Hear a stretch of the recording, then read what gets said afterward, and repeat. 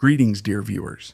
Any technology, any vehicle, and in fact many things in this world start with an idea. For example, Alexei Garagashian's idea was to design vehicles with maximum off-road capability, and in particular, a motorcycle.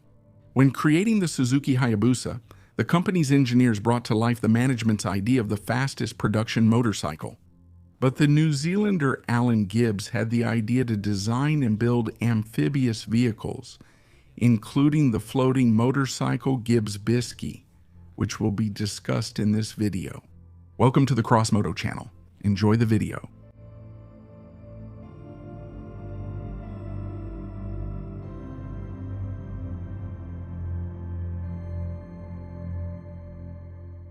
Alan Timothy Gibbs was born in 1939 in New Zealand.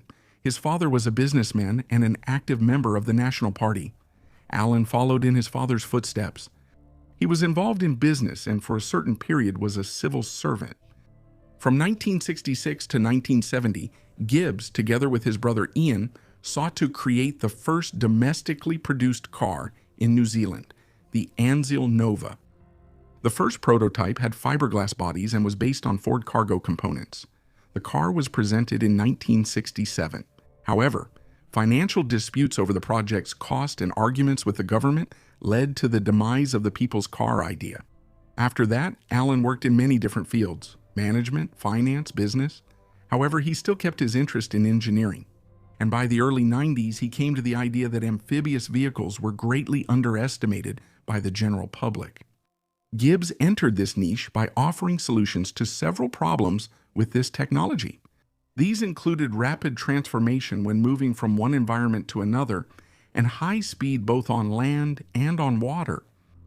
Gibbs Amphibians was founded in 1996, and work on designing the first amphibious vehicles began 2 years earlier, in 1994.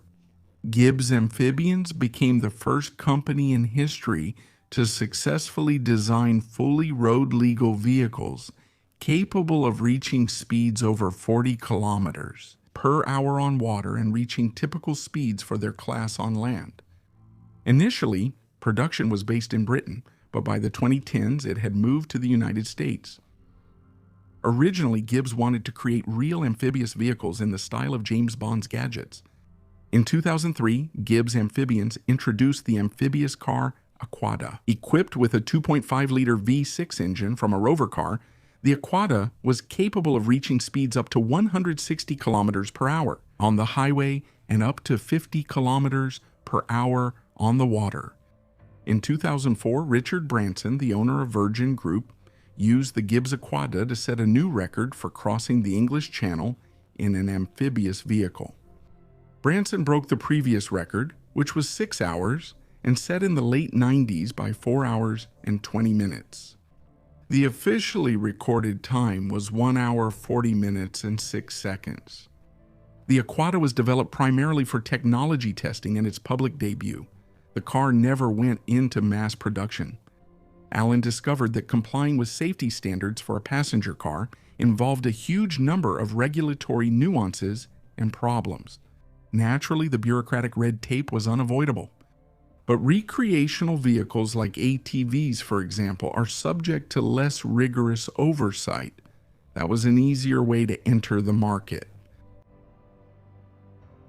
A small number of vehicles. The Aquada was made to order for collectors and discerning individuals. Subsequently, Gibbs Amphibians introduced a whole range of amphibious vehicles: the Humdinger in 2005, the Amphibian in 2012, and the Quadski in 2013. And in 2015, the Quadski XL model joined the product lineup. And in that same 2015, the amphibious scooter Biski made its public debut. The motorcycle was positioned as an amphibian. Biski is a convenient means of transportation that performs well both on land and on water. Most importantly, Biski is able to transform without stopping. As you start to enter the water, you press a button on the handlebar, the wheels retract into the body, and 2 water jets located on either side of the rear wheel are brought into working position. The reverse transformation is just as fast. The main thing is to do it on a suitable shore.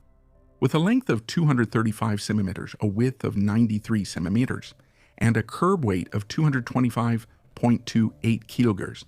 This is the smallest of all high-speed amphibious Gibbs platforms, and probably the most technically advanced. The scooter is equipped with a two-cylinder inline, four-stroke, 500cc 55 horsepower engine.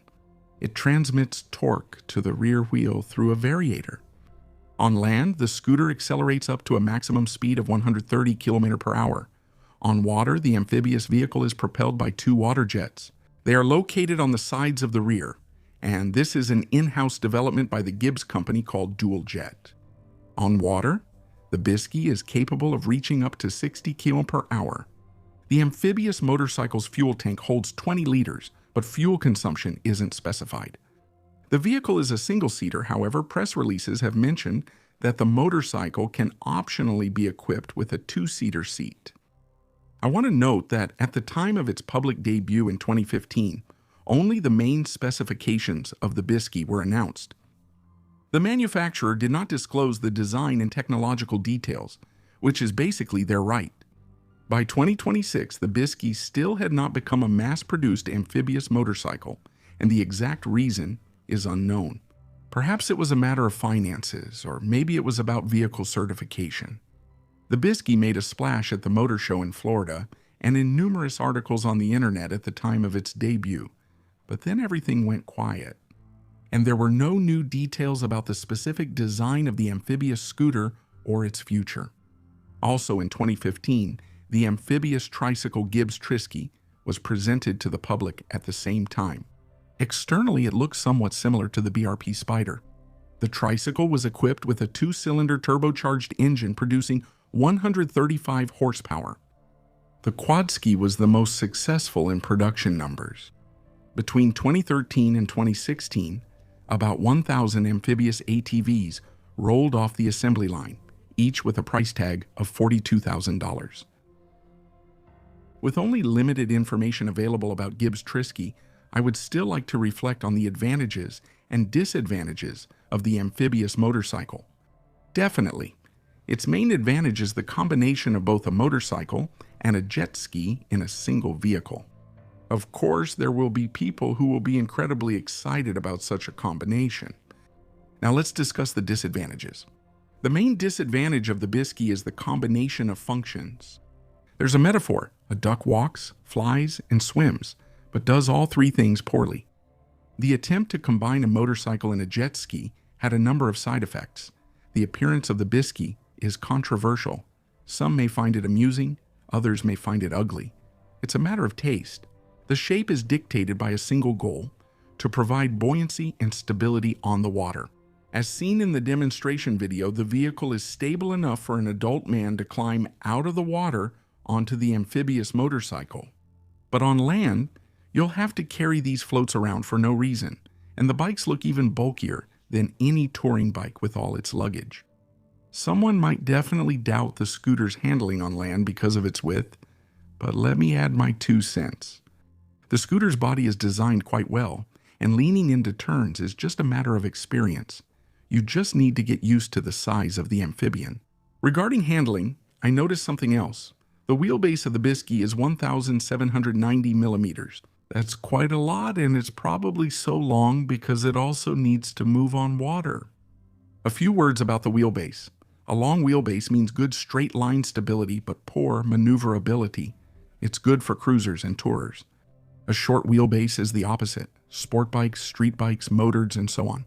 So the wheelbase of the Biski is 95 millimeters longer than, for example, the Honda Goldwing 1800.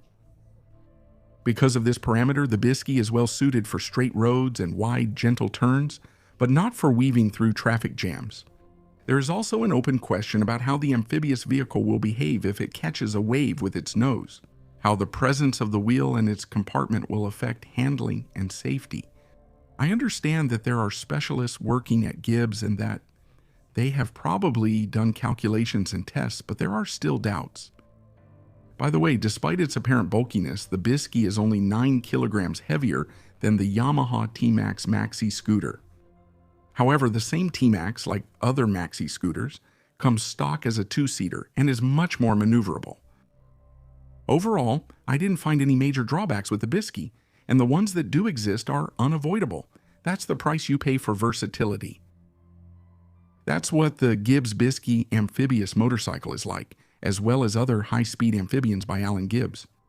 The motorcycle is interesting and definitely has a right to exist, but at the moment, the fate of this development is uncertain and it's impossible to purchase the Biski. Whether the project will continue to develop is unclear. Perhaps other companies will present similar prototypes. Write what you think about the concept of an amphibious motorcycle. Does this kind of design have a future? At this point, my story comes to an end. This was the Cross Moto channel. Thank you for watching. See you next time.